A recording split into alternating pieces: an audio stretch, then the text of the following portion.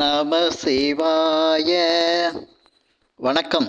நான் ஜோதிடர் மகேஷ்ஜி பேசுகிறேன். ஷேர் மார்க்கெட்டில் கோடிகளை குவிக்கும் ஜாதக அமைப்பு, இந்த தலைப்பில் தான் இதில் பேசியிருக்கேன். இப்போ ஷேர் மார்க்கெட்டில் நிறைய பேர் ஈடுபடுறாங்க. அதில் பார்த்திங்கன்னா 90% பேர் இழந்துடுறாங்க. பணத்தை இழந்து ரொம்ப கஷ்டப்படுறாங்க. நிறைய சிக்கலில் மாட்டிக்கிறாங்க. கடன் பிரச்சனை, அதே போல் இருக்கிற பணத்தெல்லாம் இழந்துட்டு மனவேதனை, இதனால் பல பிரச்சனைகளை சந்திக்கிறாங்க. முதல்ல ஒரு அடிப்படையான விஷயம் எல்லாருக்கும் புரியணும்.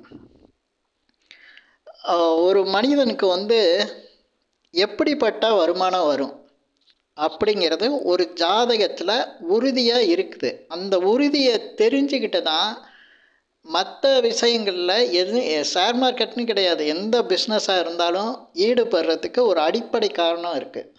அந்த அடிப்படை காரணம் அப்படிங்கிறது இப்போ உழைப்பை வச்சு தான் எல்லாருக்கும் வருமானம். அது வேலையோ வியாபாரமோ தொழிலோ எதாக இருந்தாலும். ஆனால் அந்த உழைப்பு எப்படிப்பட்ட உழைப்பு அப்படிங்கிறதுல வித்தியாசம் இருக்குது. எப்படின்னா, உழைப்பில் ஒருத்தர் கஷ்டப்பட்டு ரொம்ப உழைப்பு செலுத்துவார். அவர் ரொம்ப கஷ்டப்பட்டு உழைச்சிட்ருப்பார். ஆனால் குறைந்த ஊதியம்தான் கிடைக்கும். ஒரு சிலரை பார்த்திங்கன்னா ரொம்ப உழைப்பு ரொம்ப கம்மியாக இருக்கும். சில பேருக்கு உழைப்பே இருக்காது. ஆனாலும் அவங்க ஈடுபடுற தொழில் வியாபாரத்தில் வேலையில் பார்த்திங்கன்னா அதிக வருமானம் வரும். இப்போ 10 பேர் செய்யக்கூடிய வேலையை ஒருத்தரே செஞ்சு அந்த 10 பேருக்கு உள்ள வேலையை செஞ்சாலும் அவருக்கு ஒருத்தருக்கு உள்ள வருமானம் தான் கிடைக்கும். சில பேர் பார்த்திங்கன்னா 100 பேர் செய்யக்கூடிய வேலையை இல்லை, ஒருத்தர் வேலை செஞ்சு 100 பேர் செஞ்சு வாங்கக்கூடிய அந்த பணத்தை சம்பாதிக்கக்கூடிய திறமை ஒருத்தருக்கு இருக்கும். இதை சொல்கிறது எப்படின்னா, கடின உழைப்புன்னு சொல்லுவாங்க சில பேருக்கு. அது சில பேருக்கு ஸ்மார்ட் ஒர்க்குன்னு சொல்லிடுவாங்க. இது அடிப்படையான விஷயம். இது ஒரு ஜாதகம் பார்த்தா நம்ம தெரிஞ்சுக்கணும், ஒருத்தருக்கு எந்த மாதிரி உழைப்புனால வருமானம் வரும் அப்படிங்கிறது. அப்போ உழைப்புலேயே பாருங்கள் எவ்வளோ வித்தியாசம் இருக்குன்ட்டு. கடின உழைப்பும் இருக்குது, ஸ்மார்ட்டு சாதாரணமாக ஈஸியாக வேலை செய்யக்கூடிய வேலையே இருக்குது. இப்போ இதில் இந்த 2 உழைப்பில் ஷேர் மார்க்கெட்டுக்கு எந்த உழைப்பு வரும்னா, ஈஸியாக ஸ்மார்ட் ஒர்க்குன்னு சொல்லக்கூடிய அந்த உழைப்பு ஜாதகத்தில் இருந்தால் தான் அவருக்கு ஷேர் மார்க்கெட்டில் ஜெயிக்க முடியும். ஏன்னா ஷேர் மார்க்கெட்டுங்கிறது கடின உழைப்புள்ள உடல் உழைப்பு கிடையாது.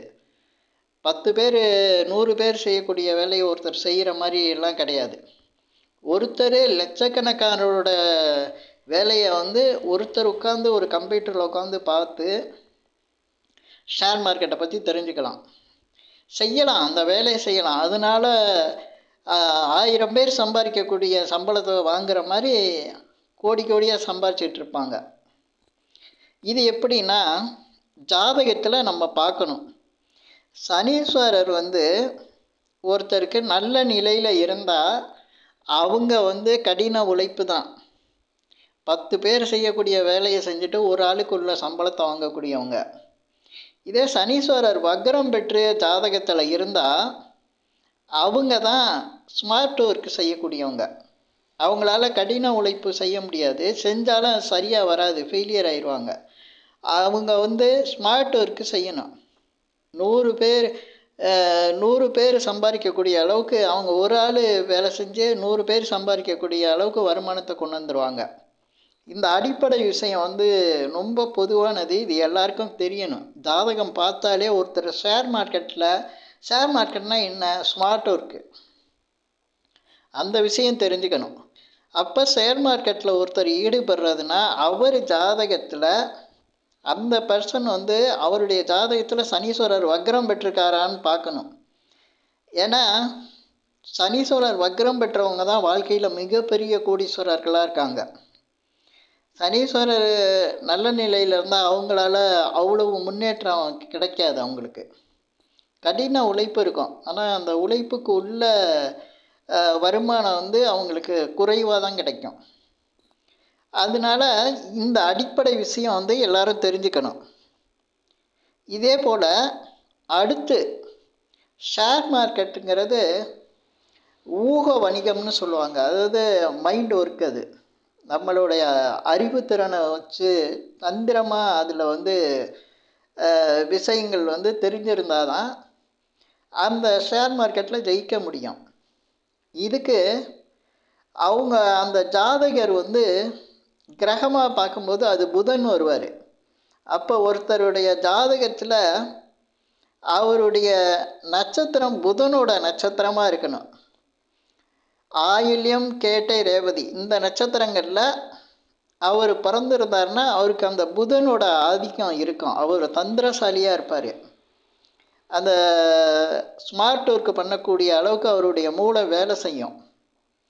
அதே போல் ஒருத்தருடைய லக்ன புள்ளி இதே போல் ஆயில்யம், கேட்டை, ரேவதியாக இருந்தால் அவங்களுக்கும் இந்த ஸ்மார்ட் ஒர்க்குன்னு சொல்லக்கூடிய பங்கு சந்தை ஷேர் மார்க்கெட்டோட நுணுக்கங்கள் இதெல்லாம் தெரியும். பொதுவாக புதன்னாவே வியாபாரி, அதாவது வியாபார தன்மை அதிகமாக இருக்கும் அவங்கள்ட்ட.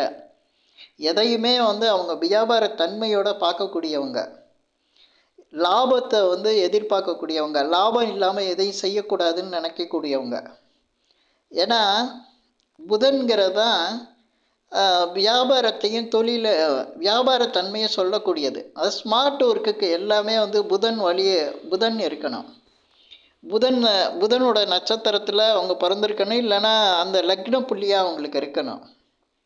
இதே போல் இதுக்கடுத்து என்ன இருக்கக்கூடாதுங்கிறதையும் சொல்லிடுறேன், ஏன்னா அதான் ரொம்ப முக்கியமானது. இதில் வந்து புதன் வந்து இப்போ வந்து அந்த நட்சத்திரத்தில் பிறந்திருக்கணும், இல்லை அது லக்ன புள்ளியாக இருக்கணும்னு சொல்லியிருக்கேன்.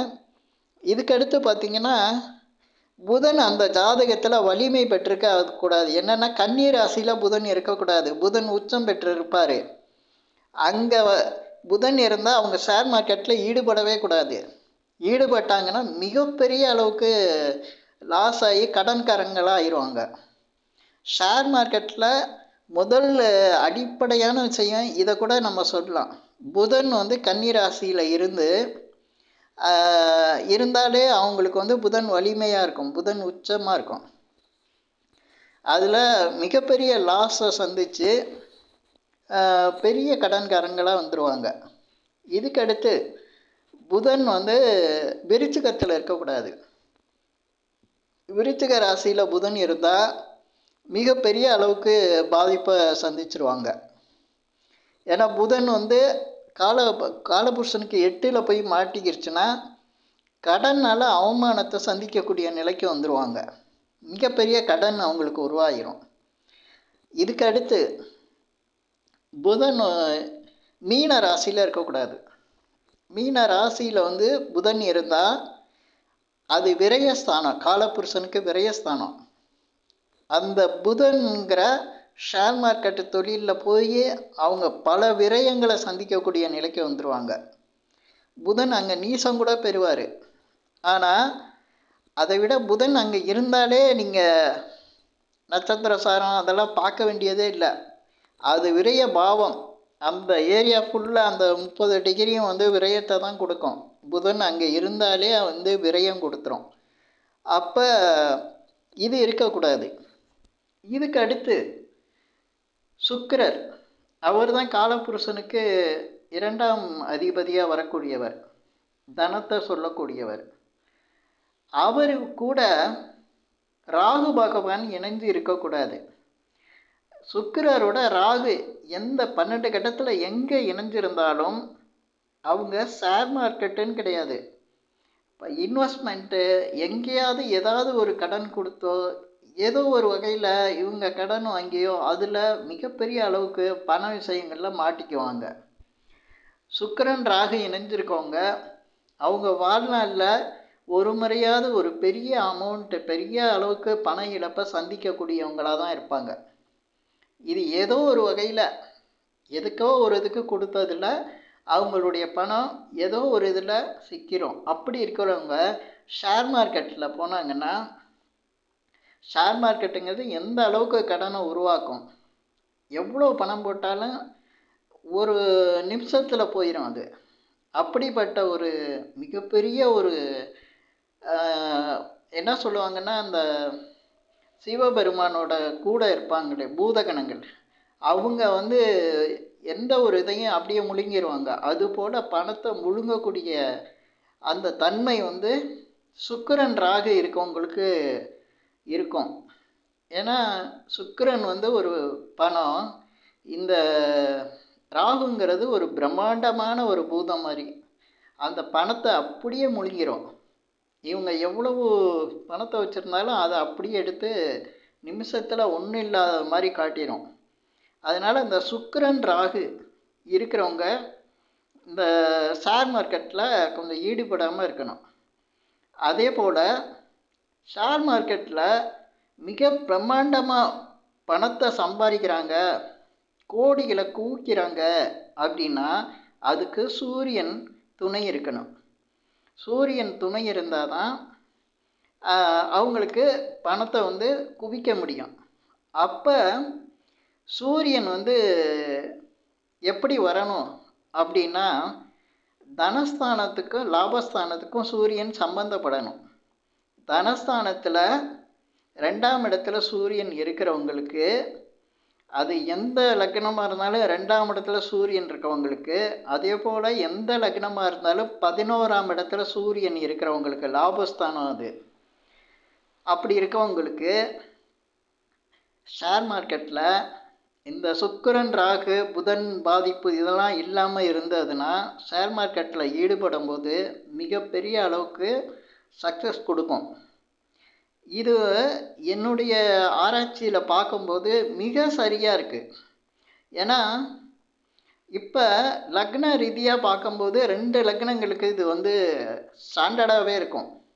கடக லக்னத்தில் பிறந்தவங்களுக்கும் அதே போல் துலாம் லக்னத்தில் பிறந்தவங்களுக்கும் இது வரும். கடக லக்னத்தில் பிறந்தவங்களுக்கு 2ஆம் அதிபதியாக சூரியன் வருவார். அதே போல் துலாம் லக்னத்தில் பிறந்தவங்களுக்கு 11ஆம் அதிபதியாக சூரியன் வீடு வரும்.